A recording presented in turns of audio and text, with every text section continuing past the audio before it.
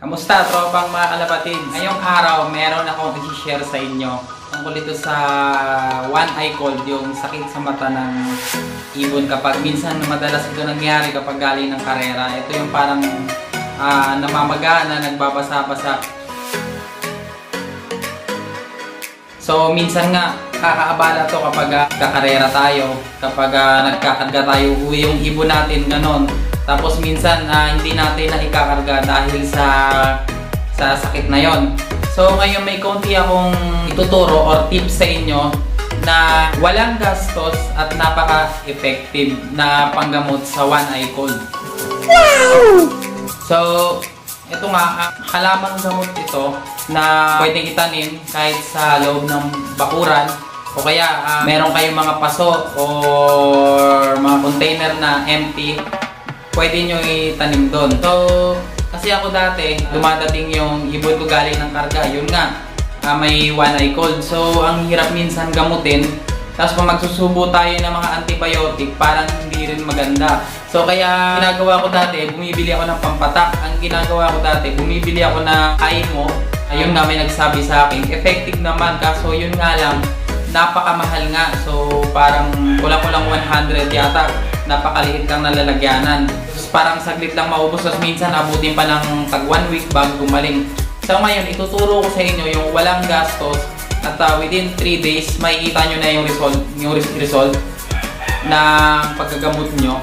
So tested na to sa akin at sa mga tinuruan ko rin. Ito marami na rin nakakaalam nito. So para lang doon sa mga hindi pa nakakaalam at sa mga gustong magtipid na pagdating ng karera, dadating yung ibon, may one eye cold, tapos para iwas gastos at mabilis gumaling.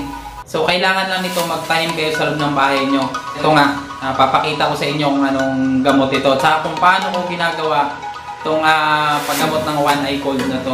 So ito nga mga tropa, oregano yung sinasabi ko. Itong oregano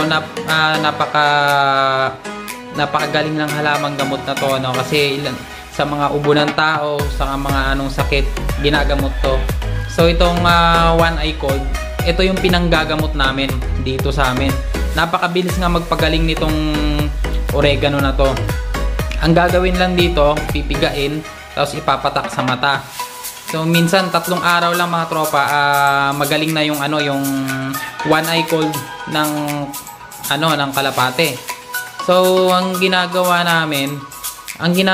ko, para hindi ako mahirapan, eto mga tropa, yan, isang dahon lang yan, pero kung may ref kayo, pwede nyo ilagay sa ref yung katas para ma-preserve nyo.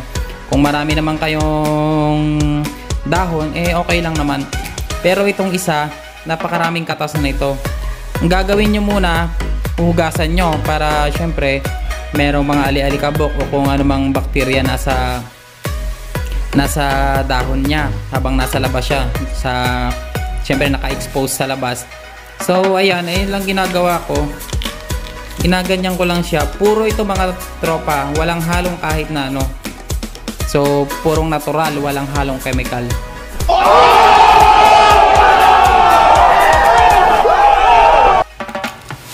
Ayan, gaganyanin nyo lang siya. Yan. Medyo durugin nyo muna ng konti para mapigaan nyo. Etong isang pirasong dahon, marami ng katas to mga tropa. So walang gastos to. Kapag may tanim ganito sa inyo, walang gastos.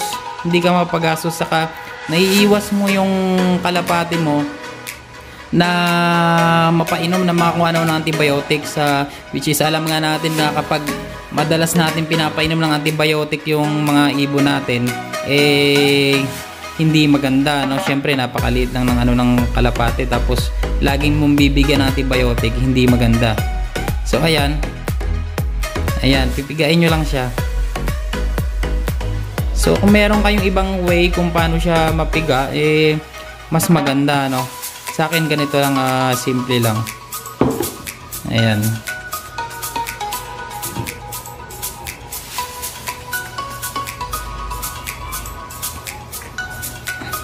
Ayan, isang dahon lang yan.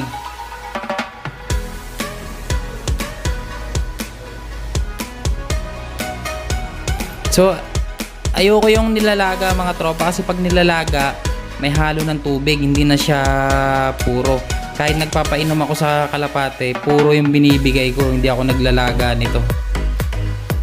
Ayan. Ayan. Ayan mga tropa, oh. Ang dami niya ng katas sa isang dahon lang. So napakatipid at walang gastos kung may tanim ka. So yan. Patak-patak lang naman sa mata. Ngayon, kung nahihirapan kayo magpatak, gawa ng diretso sa dahon, ang ginagawa ko, ganito. Meron akong ringgilyang maliit. Ang ginagawa ko, ganito. Kinukuha ko sa ringgilya. Yan. Ayan mga tropa, oh. Ang dami niyang laman. Puno-puno siya. Yan, sa isang dahon lang yan. Tapos meron pa siyang sobra. Ayan. Tapos, pinapatak ko to ng umaga at saka hapon. Araw-arawin mo yun mga tropa. Araw-arawin mong gagawin yun. Umaga, hapon yung patak sa one eye cold. Tapos within 3 days, sa amin o kaya sa sa experience ko, within 3 days, magaling na yung one eye cold ng kalapate. Ito natutunan ko lang din sa mga ibang tropang matagal na nag-iibon. Syempre, i-share ko din para dun sa mga syempre mahal din yung gamot ng mga sakit minsan ng kalapate natin. Kaya gusto ko lang din i-share syempre para makatipid din kayo at saka ito kasi natural. Ayan. So ganyan lang. Tapos pinapatak ko lang siya sa mata diretso. Ayan, umaga hapon lang. Umaga hapon. Mas maganda kung tagda-dalawang patak nyo gawin. Umaga hapon. 2 patak sa umaga, 2 patak sa hapon. Pati yung walang one eye cold, patakan nyo na rin para sigurado. So, ayan, hanggang dito na lang. Sana may natutunan kayo at sana nakatulong ako. Maraming salamat. So, yun mga tropa, sana may natutunan kayo sa munting tips ko. Hindi rin naman ako ganun katagal na nag-aalaga at saka hindi rin ako eksperto. Yun ay base lamang sa aking mga experience. Gusto ko lang i-share sa inyo kasi sobrang napakabisa at walang gastos kung may tanim ka. Magtanim kayo sa mga Wilkins, yung empty na galon. Hiwain nyo, lagyan nyo ng lupa. Itusok nyo lang, napakabilis tumubo ng oregano. So malaking tulong yun sa atin, malaking tipid kapag may sakit ng mga ibon natin. So maraming salamat. Huwag nyo kalimutang mag-subscribe at like at hit nyo na rin yung notification bell para lagi kayong updated sa mga susunod nating mga videos. Huwag nyo rin kakalimutang mag-comment. Maraming salamat.